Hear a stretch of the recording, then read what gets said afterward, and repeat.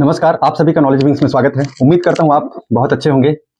आपका दिन निश्चित ही काफ़ी कठिनाइयों भरा रहा है अभी तक का हमारा जो सफ़र रहा है, क्योंकि काफ़ी लंबा डेट रहा है अभी अगली सुनवाई को लेकर के। इस बीच काफ़ी परेशानियों का सामना करना पड़ा है आप लोगों को, चाहे वो मानसिक रूप से हो, चाहे आर्थिक रूप से हो, चाहे किसी भी तरीके से हो। लेकिन निश्चित ही आने वाला जो समय है, जो हमको एक डेट मिला हुआ है, वहाँ से चीज़ें काफ़ी सुधर जाएंगी, काफ़ी अच्छी हो जाएंगी और उम्मीद करता हूँ कि वहाँ से एक सकारात्मकता के साथ आप सभी आगे बढ़ेंगे। इस बीच काफ़ी चीज़ें रही हैं और जो आने वाला जो समय है, जो दिन मिला हुआ है 28 नवंबर 2023 का जो दिन है, वो हमारे लिए काफ़ी महत्वपूर्ण है। न सिर्फ हमारे छत्तीसगढ़ के लिए, बल्कि मध्य प्रदेश और एनआईओएस जो डीएड हैं जितने भी, उनके लिए और उसके साथ ही साथ जितने भी भारत में पूरे डीएलएड के साथी हैं, अभ्यर्थी हैं, उनके लिए भी काफ़ी महत्वपूर्ण दिन रहेगा 28 नवंबर 2023 का दिन। क्योंकि छत्तीसगढ़ में आप लोगों को पता ही है 3-3 केस जो है लगा हुआ है, जिसकी डेट 28 तारीख निश्चित की गई है। और उसके साथ ही साथ उत्तराखंड के मामले में जो सुप्रीम कोर्ट में जो सुनवाई होनी थी और उसका सुनवाई कंप्लीट हो चुका है, उसका फाइनल जो रिजल्ट आने वाला है रिजर्व डे पे, तो 28 तारीख को एनआईओएस जितने भी डीएलएड साथी हैं उनके लिए एक मैसेज रहेगा और वो जो डिसीजन रहेगा वो बहुत ही महत्वपूर्ण रहेगा पूरे भारत में एनआईओएस जो डीएड हैं उनके लिए। हालांकि इसका प्रभाव जो तत्कालिक भर्तियां हैं, जैसे कि छत्तीसगढ़ में भी ऑनगोइंग प्रोसेस में चल ही रही है, तो छत्तीसगढ़ में ऐसा कोई चैलेंज ही नहीं था, छत्तीसगढ़ में ऐसा कोई मैटर ही नहीं था एनआईओएस के लिए। तो इस भर्ती से किसी भी प्रकार की कोई प्रभाविता नहीं रहेगी। उस जो ऑर्डर रहेगी, ऑर्डर सीट आएगी, निर्णय आएगी सुप्रीम कोर्ट से, उसका छत्तीसगढ़ के एनआईओएस जो डीएड साथी रहेंगे उनके लिए कोई घबराने की बात ही नहीं है। उनके अगेंस्ट में डिसीजन आ गया तब भी वो इस भर्ती में पात्र होंगे। बात करते हैं मध्य प्रदेश वाले मैटर की, तो आप सभी जानते हैं 21 नवंबर 2023 के दिन इसकी सुनवाई हुई थी जबलपुर हाई कोर्ट में, जहां से एक चीजें साफ साफ निकल करके आई कि गवर्नमेंट ने जवाब नहीं दिया। जवाब न देने के कारण उनको काफी डांट का सामना करना पड़ा। जो वहां जस्टिस नागू जी थे वहां से काफी नाराज भी हुए, क्योंकि गवर्नमेंट जो है 1 साल तक पहले ही रिप्लाई नहीं दी थी और उसके लिए भी तकरीबन 1 माह का समय दिया गया था। उसके बावजूद भी जवाब नहीं दिया गया। हालांकि चुनाव का सेशन था, इस बहाने को लेकर के उन्होंने अपनी बात रखी, जिस कारण से एक निश्चित डेट दिया गया है। लेकिन इस बीच उनको साफ साफ हिदायत दिया गया कि आप 1 सप्ताह के भीतर अपना जवाब प्रस्तुत करें। 28 नवंबर 2023 से पहले या 28 नवंबर 2023 को आप जवाब प्रस्तुत कीजिए। नहीं करेंगे तो जितने भी जिम्मेदार जो अधिकारी होंगे, डीपीआई के हों चाहे सरकार के अधीन जितने भी सरकारी अफसर होंगे, उनके खिलाफ सख्त से सख्त कार्यवाही की जाएगी, जैसा कि कानून में पहले से ही सूचीबद्ध है। ये मैटर है, तो उम्मीद करते हैं कि 28 तारीख को मध्य प्रदेश के मामले में भी वहां जवाब प्रस्तुत कर दे सरकार, क्योंकि जस्टिस नागू जी एकदम क्लियर माइंड से हैं। उनको जो क्या डिसीजन देना है वो पहले से ही माइंड सेट क्लियर कर चुके हैं। आप लोगों ने पहले ही देखा है, उनके ऑर्डर शीट में भी साफ साफ कहा है कि मामला जो है पहले से ही डिसाइडेड है।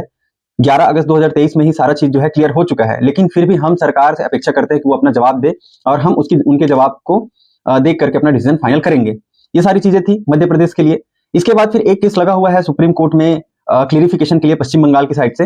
ये भी काफी इंपॉर्टेंट है। इसकी भी सुनवाई 28 तारीख को ही होगी। इसका भी अपडेट यूट्यूब पर मिल जाएगा उस दिन, और जो सुनवाई होगी एक्चुअल उसका भी वीडियो मैं कोशिश करूंगा कि समय पर दे सकूं, क्योंकि उस दिन काफी व्यस्तता रहेगी। छत्तीसगढ़ में भी केस है, सुप्रीम कोर्ट में भी केस है, तो बहुत सारी चीजें होने के बावजूद मैं कोशिश करूंगा कि आप तक जो वीडियो है, इंफॉर्मेशन है, उसको पहुंचा सकूं। फिलहाल हमारे छत्तीसगढ़ केस के बारे में बात करते हैं। छत्तीसगढ़ में सारी प्लीडिंग्स जो है कंप्लीट हो चुकी है। जिनके जवाब आने थे जिम्मेदार लोगों के, उनके जवाब आ चुके हैं, सरकार का जवाब आ चुका है। तो केस लगभग फाइनल की ओर ही है और ये मान के चलते हैं कि केस उस दिन फाइनल ही हो जाएगा। जितने भी हमारे व्यूअर्स हैं जो यूट्यूब पर या ग्रुप में कमेंट करते हैं, पूछते हैं कि सर क्या 28 को फाइनल होगा, क्या 28 को क्या संभावनाएं हो सकती है, तो उनको साफ साफ मैसेज ये है कि हमारी तरफ से पूरी तैयारी है, हमारे एडवोकेट की तरफ से पूरी तैयारी है कि 28 को ही फाइनल हो जाए। और ये पूरी तरह से माइंड सेट पे डिपेंड करता है चीफ जस्टिस के कि वो क्या चाहते हैं। 28 को ही फाइनल फैसला देना चाहते हैं या 28 को बहस ले करके एक रिजर्व डे पे डिसीजन देंगे, ये उनकी मानसिकता के ऊपर रहेगी, उस दिन की परिस्थिति के ऊपर रहेगी। तो फिलहाल हम लोग यही मान के चलते हैं कि 28 तारीख को जो दिन रहेगा वो फाइनल हो जाएगा। इसके बीच कुछ बातें निकल कर आ रही है जो बीएड के साथी की ओर से हैं। इस बीच काफी फंडिंग भी कराई जा रही है अपने बीएड के साथियों के द्वारा, और हमारे ही वीडियो को तोड़ मरोड़ करके अपने साथियों के समक्ष प्रस्तुत किया जा रहा है। मैंने लास्ट वीडियो में 2-3 बातें कही थी, हिमाचल प्रदेश वाली बात कही थी और हम क्या मांग रख सकते थे इसकी बात कही थी। मैंने आप उस वीडियो में यह कहा था कि हमारे जो एडवोकेट हैं उनसे हम ये बोल रहे थे कि इस मैटर को जो एप्रोप्रिएट बेंच है वहां लेके जाया जाए और इस मैटर के लिए छत्तीसगढ़ के लिए एक डेट डिसाइड किया जाए। ये हमने वहां मांग नहीं किया। मैंने साफ साफ उस वीडियो में कहा है, आप नहीं देखे होंगे तो आप जाइए अच्छे से समझिए उस वीडियो को।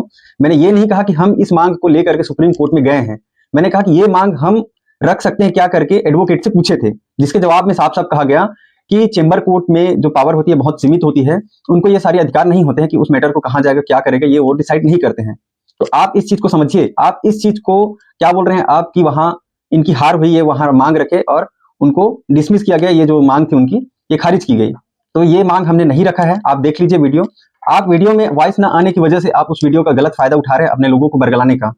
आप लोगों को साफ हिदायत देना चाहता हूं मैं, इस वीडियो के माध्यम से आपको मैसेज करना चाहता हूं, आपके जितने भी साथी हैं हमारे डिप्लोमा के अलावा, जितने भी बीएड के कैंडिडेट हैं, बीएड के साथी हैं, उनको भी साफ साफ मैसेज है, आप थोड़ी समझदारी दिखाइए, आप उनसे सवाल कीजिए, सिर्फ इतना पूछिए कि जब चेंबर कोर्ट में मैटर लगा हुआ है ये उनको पता है, तो जो किस एडवोकेट को ले जाने की बात कह रहे थे, क्या मैटर को वहां डिसाइड कराया जा सकता था?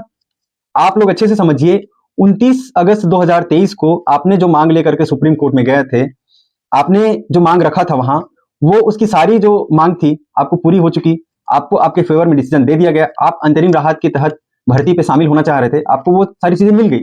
जब वो सारी चीजें मिल गई तो सुप्रीम कोर्ट में इस केस का औचित्य ही नहीं रहा है, तो सिर्फ एक औपचारिकता ही है, क्योंकि वहां साफ साफ कह दिया कि छत्तीसगढ़ इसको ऑन मेरिट्स एंड लॉ पे डिसाइड करेगा और उनका डिसीजन जो होगा वो फाइनल होगा।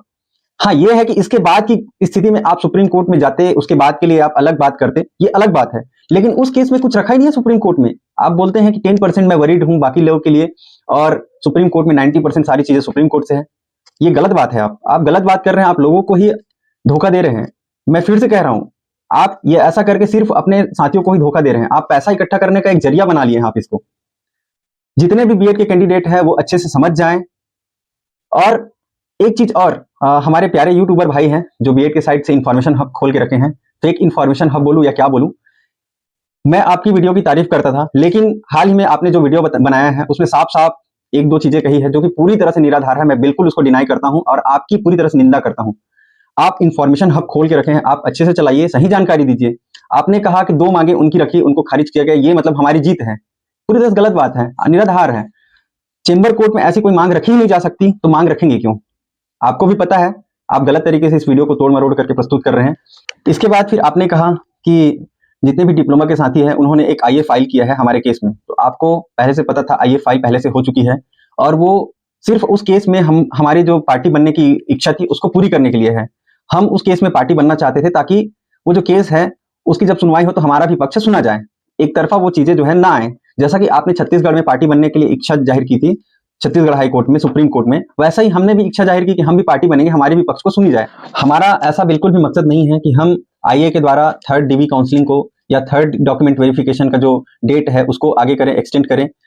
जब होना ही है, सब्जेक्ट टू आउटकम लीक ही चुका है, तो फिर उस बात का कोई औचित्य ही नहीं है कि हम डॉक्यूमेंट वेरिफिकेशन को रुकवा देंगे। ये पूरी तरह से गलत बात है, क्योंकि अगर हमें न्याय चाहिए तो हमको पूर्ण न्याय चाहिए, अधूरी न्याय बिल्कुल भी नहीं चाहिए। क्योंकि इसमें सिर्फ मुझे ही नौकरी नहीं करना है या मेरे परिवार के कुछ ही लोगों को नौकरी नहीं करना है, मेरे आसपास के साथियों को नौकरी नहीं करना है, हमारे जितने भी बीएड परिवार हैं जो पात्र होंगे, जो वैलिड हैं, उन्हीं को नौकरी करना है, उनको सबको नौकरी करना है। तो अधूरा जो न्याय रहेगा उसका हम क्या करेंगे, आप ही बताइए। तो ये पूरी तरह से गलत बात है, हमने ऐसा कोई भी मांग नहीं रखा है। आप वहां जाकर के देख लीजिए, उस फाइल को भी पढ़ लीजिए कि हमने थर्ड डॉक्यूमेंट वेरिफिकेशन रोकने की कहीं भी बात नहीं कही है। अगर आपको जितने भी बीएड कैंडिडेट हैं उनको यह कहा जाता है कि थर्ड डॉक्यूमेंट वेरिफिकेशन का जो लिस्ट है उसको रुकवाने के लिए आईए लगाया गया है, हमने इस पे जीत हासिल की है, तो ये गलत बात है। फिर आप जीते ही कहां हैं? वो तो आईए तो एक्सेप्ट कर लिया गया, फिर आप जीते ही कहां? ये गलत बात है। आप ऐसा करके जितने भी थर्ड डॉक्यूमेंट वेरिफिकेशन या उसके बाद के जो कैंडिडेट हैं बीएड के, उनसे आप पैसा ऐंठना चाह रहे हैं, ये गलत बात है। अगर वो स्वेच्छा से देते हैं वो अलग चीज है, लेकिन आप उनको ये बोल करके कि हमने रुकवा दिया, वहां सुप्रीम कोर्ट ने ये केस नहीं होने दिया, उनकी जो मांगे थी उसको खारिज करा दिया, ये गलत बात है। वहां कोई ऐसा मांग ही नहीं था और ऐसा मांग होता भी नहीं। हम सभी को पता है चेंबर बेंच की पावर क्या होती है और एक मेन कोर्ट की पावर क्या होती है। अगर आपको नहीं पता है तो आप अच्छे से जान लीजिए। आप इंफॉर्मेशन हब चलाइए, लेकिन सही इंफॉर्मेशन दे करके उस हब को आगे बढ़ाइए। मैं आपकी हर वीडियो में तारीफ करूंगा अगर आप सही जानकारी देंगे। एक चीज के लिए और ओपन चैलेंज करता हूं आप सभी को, जितने भी यहाँ बोलने वाले हैं या मेरे चैनल पे आकर के कमेंट करते हैं, उनसे एक चैलेंज करता हूं। आप जाइए, आप उन इंफॉर्मेशन हब वाले भैया से पूछिए कि क्या ऐसा बोल रहे हैं वो पूरी तरह से सही है, क्या इसका जो है वैलिड प्रूफ दे सकते हैं। अगर नहीं दे सकते तो उनको बोलने का कोई अधिकार भी नहीं है। आप अगर जा करके देखेंगे तो उनके कमेंट सेक्शन में तो उन्होंने कमेंट सेक्शन ही बंद करके रखा है, क्योंकि उनको जवाब देने होते हैं और वो आपको जवाब नहीं देना चाहते थे। वो आपके क्वेश्चन से पूरी तरह से भागना चाहते थे। वो अपना बोल करके अपना काम चला लेना चाह रहे थे। और बहुत सारे बीएड साथियों का एक आरोप भी था कि मैं यूट्यूब में अपने सब्सक्राइबर व्यूज बढ़ाने के लिए यह सब करता हूँ या वीडियो डालता हूँ, कुछ भी बोलते रहता हूँ। तो ये आप अच्छे से समझ लीजिए, अगर मुझे यूट्यूब चैनल की फैमिली को बढ़ाना था या मुझे यूट्यूब से पैसे कमाने होते या व्यूज कमाने होते तो मैं इस बीच देखेंगे आप मेरा बहुत सारा जो समय है वो अलग चीजों में लगा था। मैंने कोई वीडियो नहीं डाला था। अगर मुझे पैसे ही कमाने होते यूट्यूब से, व्यूज ही कमाने होते, तो मैं कुछ भी वीडियो डाल करके, बहुत सारे मैटर थे उस पर डाल करके मैं वीडियो बना सकता था। वहां से मुझे बहुत सारे सब्सक्राइबर मिल जाते, व्यूज मिल जाते, आपके ही लोग देख लेते। लेकिन मैं ऐसा, मेरा कोई इंटेंशन ही नहीं है और ना ही मैं चाहता भी ऐसा, ना वैसा मेरे पास समय है फिलहाल। तो आप अच्छे से समझिए, मैं ये सब जो कर रहा हूँ ये मेरे YouTube चैनल को बढ़ाने के लिए बिल्कुल भी नहीं है। आप इस बात को लेकर के अगर विचाररत हैं तो आप उस विचार को अपने माइंड से हटा दीजिए। मुझे कोई ऐसी लाभ की आवश्यकता नहीं है, ना ही मुझे कोई ऐसी इच्छा है कि मैं आपको YouTube से प्रेरित करके अपने ओर इंगेज करूं और आपको अपना व्यूअर बनाऊं। आपको अच्छा लगता है आप जरूर सब्सक्राइब कीजिए, चैनल को लाइक कीजिए, लेकिन अगर आपको अच्छा नहीं लगता है तो इसमें कोई जबरदस्ती नहीं है, मेरा कोई इंटेंशन नहीं है। हाँ, ये सब करके आप गलतफहमी वाली बातें करके आप अपने चैनल को जरूर ग्रोथ कर लेंगे और उसमें हम सपोर्ट भी कर रहे हैं। हमारे जितने व्यूअर्स हैं वो देख रहे हैं, वो सपोर्ट भी कर रहे हैं। ये गलत हो चाहे ना हो, लेकिन टेक्निकली रूप से ये गलत है कि आप लोगों को धोखा दे करके, गलत बात बोल करके आप आगे बढ़ रहे हैं। आप अच्छी बात करिए, सही जानकारी दीजिए, पूरे तथ्यों के साथ जानकारी दीजिए, तब आपका चैनल जरूर ग्रोथ होगा और मैं आपको सपोर्ट करूंगा। रिजल्ट चाहे जैसा भी हो, जानकारी सही दे करके आगे बढ़िए। मुझे कोई दिक्कत नहीं है कि 28 तारीख को क्या रिजल्ट आएगा, लेकिन आप तक जानकारी सही पहुंचनी चाहिए। आपका दिया 1 रुपए भी वेस्ट नहीं होना चाहिए। आप अपने लोगों से पूछिए, हमारे जितने भी डिप्लोमा के साथी हैं उनसे पूछिए, आपके तो बहुत ही कांटेक्ट में होंगे, क्या आपने बार बार पैसे दिए हैं किसी किसी नाम पर, क्या इस केस के नाम पर, उस केस के नाम पर? सुप्रीम कोर्ट चाहे हाई कोर्ट, अलग अलग मैटर लगा हुआ था, अलग अलग चीजों में लगा हुआ था, लेकिन हमने किसी चीज के लिए आवश्यकता से अतिरिक्त 1 रुपए भी नहीं लिया है। आप पूछ लीजिए जा करके।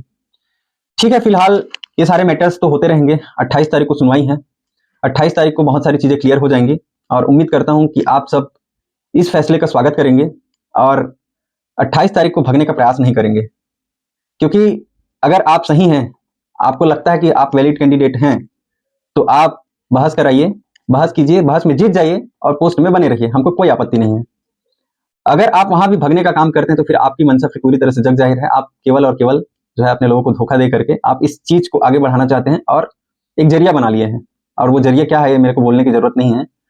फिलहाल इस वीडियो को यहीं समाप्त करते हैं। उम्मीद करता हूं कि आप सब अच्छे से समझ गए होंगे और आशा करता हूं आप सबके लिए आने वाला जो समय रहे वो अच्छा रहे। इसी के साथ मस्त रहिए, व्यस्त रहिए। जय श्री राम।